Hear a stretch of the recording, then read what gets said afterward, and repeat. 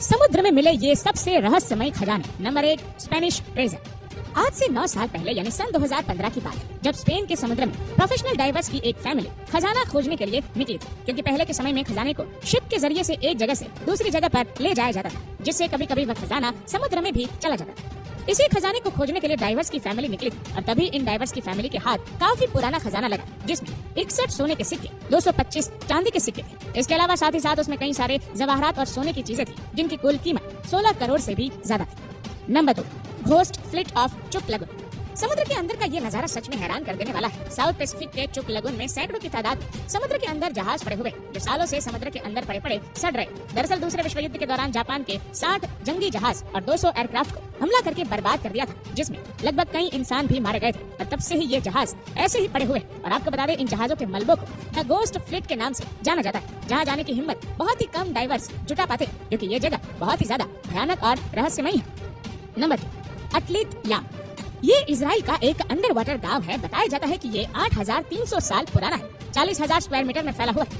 बताया जाता है कि पानी का स्तर बढ़ने या फिर ज्वालामुखी के फटने की वजह से ये गांव डूब गया था। और आपको जानकर हैरानी होगी कि इस जगह पर कई रहस्यमयी चीजें पाई गई है, इसीलिए यह वैज्ञानिक के लिए भी एक खोज का विषय है। गाँव में कई ऐसे रहस्य छुपे हुए हैं, जिन्हें समझने की कोशिश वैज्ञानिक सालों से कर रहे हैं, लेकिन अभी तक उन्हें कुछ ज्यादा पता नहीं चल पाया है। Number 4, Shicheng under water city.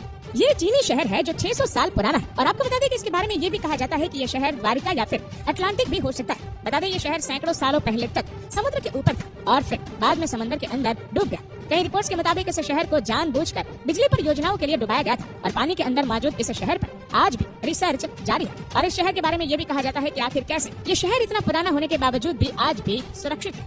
Number 5, योनागोनी monument. 1987 की गर्मियों में एक स्कूबा डाइविंग इंस्ट्रक्टर अपने स्टूडेंट को जापान की योनागोनी नामक जगह पर डाइविंग करना सिखा रहा था। तभी उसने एक ऐसी चीज खोज डाली जो वैज्ञानिक के लिए एक बड़ा रहस्य था। जी हाँ, उस सन्स स्टोन और मर्ज स्टोन से बना 500 फीट लंबा और 130 फीट चौड़ा एक ऐसा स्ट्रक्चर खोज डाला जो पानी में बने पिरामिड की तरह था। हालांकि बाद में इसके ऊपर काफी रिसर्च हुई, लेकिन इसके बारे में पता नहीं चल सका और ये पिरामिड है या नहीं, इसके बारे में भी किसी को कुछ नहीं मालूम है। कुछ लोगों का कहना है कि पुराने समय में ये एक पिरामिड ही रहा होगा, जिसका काफी महत्व होगा, लेकिन वही कुछ लोगों का मानना है कि यह स्ट्रक्चर प्राकृतिक घटनाओं के द्वारा बना है। Number 6, Silfra Fisher.